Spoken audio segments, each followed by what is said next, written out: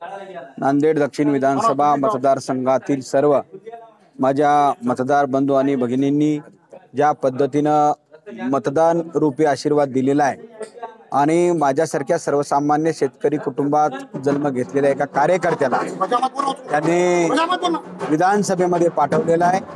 निश्चितपणे मी जनतेचा सेवक म्हणून या ठिकाणी काम करणार आहे, मी आमदार म्हणून काम करणार नाही। कारण या पद्धतीनं या जनतेने मला आशीर्वाद दिलेले आहेत, त्यांच्या आशीर्वादाचं सोनं केल्याशिवाय पुढच्या काळामध्ये नांदेड दक्षिणचा विकास येणाऱ्या काळामध्ये ज्या पद्धतीनं नांदेड दक्षिणच्या जनतेने मला आशीर्वाद दिलेले आहेत, त्यांच्या आशीर्वादाच्या जोरावरती विधानसभेमध्ये त्यांचा आवाज म्हणून या मतदारसंघासाठी जास्तीत जास्त निधी आणून या भागाचा विकास करण्याचं काम मी पुढच्या काळामध्ये निश्चितपणे करणार।